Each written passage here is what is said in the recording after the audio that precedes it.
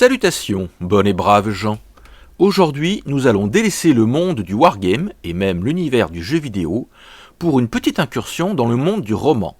Plus précisément, dans une catégorie bien spécifique, à savoir le médiéval fantastique, ou heroic fantasy en anglais. Même si vous n'êtes pas un grand connaisseur, ni même un adepte assidu de ce genre de lecture, vous connaissez certainement Le Seigneur des Anneaux, écrit par J.R.R. Tolkien, roman qui est devenu LA référence et à partir de laquelle 3 magnifiques films ont été réalisés par Peter Jackson au début des années 2000. N'oublions pas non plus ce que l'on pourrait appeler le préquel de cette œuvre, Le Hobbit, qui a également été adapté au cinéma. Outre cette saga incontournable, il existe une très grande quantité d'autres romans du même type.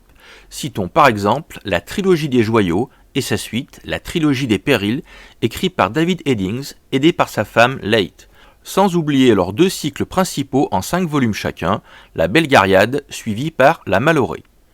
Je ne vais malheureusement pas pouvoir citer tous les ouvrages de fantasy, mais je vais tout de même prendre la liberté d'en évoquer certains.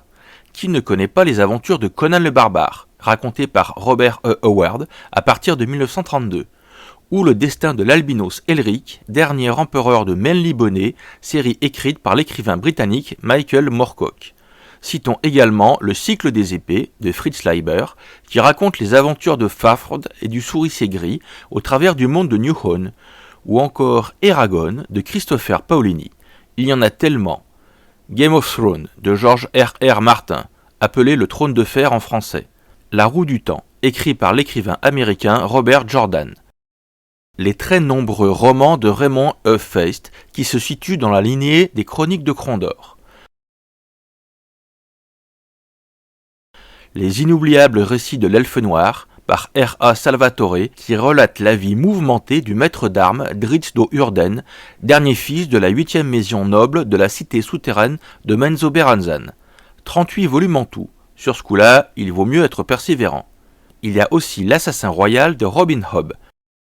Et qui ne connaît pas la saga du sorceleur, à partir de laquelle une série Netflix a été réalisée. Citons également David Gemmell et son cycle Draenei, etc., etc., etc. S'il est impossible de tous les citer, et je vous présente mes plus plates excuses si votre saga favorite n'a pas été évoquée, vous en savez désormais assez pour avoir une idée, même vague, du genre de roman que je vais vous présenter. Évidemment, si vous êtes allergique aux sorcières, à la magie, aux vaillants chevaliers, aux créatures fantastiques ainsi qu'aux intrigues de cour et autres luttes de pouvoir, j'ai bien peur que l'ouvrage qui va suivre ne puisse guère capter votre intérêt. Toutefois, même si ce genre littéraire n'est pas du tout ce dont vous avez l'habitude, je vous encourage tout de même à tenter l'expérience et à commencer à lire le premier tome, au moins jusqu'au chapitre 8 inclus. Si à ce moment votre ennui n'a toujours pas été vaincu par votre curiosité, associée à votre envie de connaître la suite de cette passionnante histoire, si, passionnante, ne discutez pas. Alors vous pourrez sans regret abandonner votre voyage dans le royaume d'Aros, même s'il faut bien reconnaître que ce serait tout de même fort dommage. Mais de quoi parle-t-on ? En l'occurrence, d'une saga fantastique en 4 volumes, dont seuls 2 sont parus à ce jour. Le 3e est en cours d'écriture. Quant au dernier, il clôturera cette œuvre, sans doute dans quelques années. Mais bien que ces romans ne forment qu'une unique histoire, chacun d'entre eux peut se lire individuellement. J'allais bêtement oublier, pourquoi donc cette vidéo pour vous présenter spécifiquement cette suite médiévale fantastique ? Tout simplement parce que j'en suis l'auteur et que je n'en suis pas peu fier. Hé, attendez, ne partez pas tout de suite. Finissez au moins la vidéo, que diantre. Allez, restez, quoi. Bon, ravi de voir que vous êtes toujours là, ce dont je vous suis fort gré. Où en étais-je ? Ah oui. Tout d'abord, autorisons-nous une petite définition d'un des mots du titre de la saga. Geste. Ensemble de poèmes en vers du Moyen-Âge, narrant les hauts faits de héros ou de personnages illustres. Par extension, histoire glorifiante d'un peuple, d'un groupe social, d'un individu.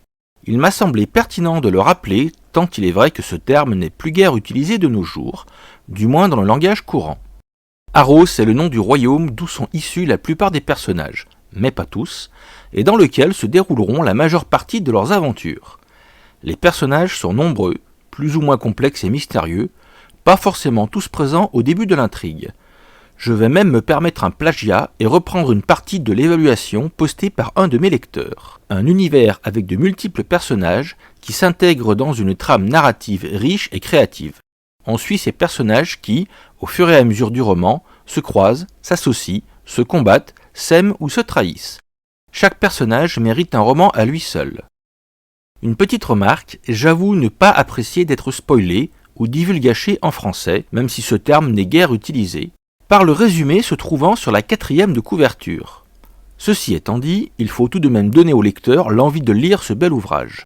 Je suis donc resté volontairement vague, tout en précisant cependant l'environnement dans lequel va prendre place l'intrigue, ce qui donne ceci pour le premier tome.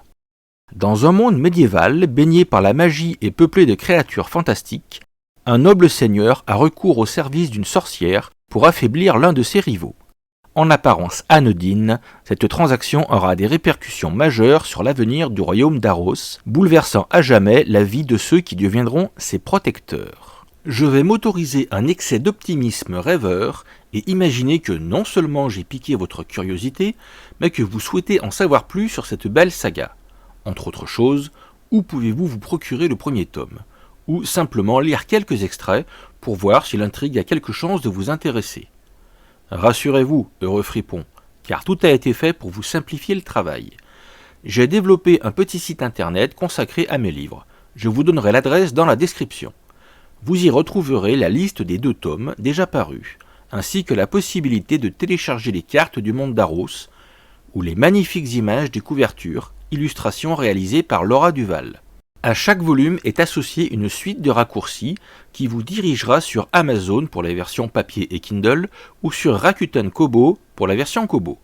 Un exemplaire broché coûte 25 € pour un poids avoisinant le kilogramme, ce qui vous donne une vague idée du nombre de pages qui le composent. Les versions électroniques Kindle et Kobo ne coûtent que 4 €, somme modique s'il en est.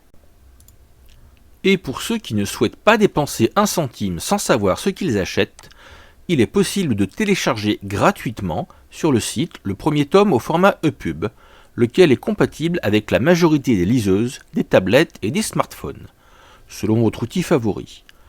Pour les lecteurs réfractaires à la technique, je ferai sans doute une petite vidéo expliquant quelle application utiliser et comment s'y prendre pour lire un fichier EPUB sur votre smartphone. Cet exemplaire électronique gratuit du tome 1 vous permettra de vous faire une idée du genre d'aventure contée dans ce roman, ainsi que du style de l'auteur. Je fais donc le lien avec ce que j'avais précédemment évoqué, lisez au moins jusqu'au chapitre 8 inclus. Si, à ce stade, vous n'avez toujours pas accroché, ce sera dommage, mais tant pis, ce sont des choses qui arrivent. Les goûts et les couleurs, ça ne se discute pas. Et si, comme je l'espère et vous le souhaite, l'histoire vous a plu, vous pourrez alors acheter le second volume pour connaître la suite de la saga. Pour le 3e tome, il vous faudra attendre quelque peu le temps que je finisse de l'écrire, que je le publie, etc., etc. Mais rassurez-vous, vous aurez déjà pas mal à lire, puisque le premier tome fait 38 chapitres et le second 42. Le site Kobo estime le temps de lecture du premier tome entre 17 et 18 heures. Donc si l'histoire vous passionne, vous n'aurez donc guère le temps de vous ennuyer. Le site permet également de consulter les cartes du monde d'Aros, à savoir les royaumes du Sud et la carte de l'Ancien Empire, dont Aros était la seconde province.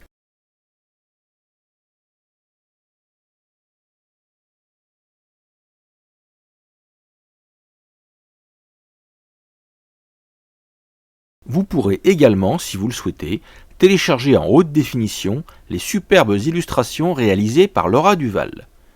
Enfin, vous pourrez toujours m'envoyer un message à l'adresse mail se trouvant dans l'onglet Contact. Voilà, cette petite présentation des romans de La Geste d'Aros est désormais terminée. J'espère qu'elle vous a plu et surtout qu'elle vous a donné envie de lire et découvrir cette belle saga. Donc, bonne lecture et à bientôt!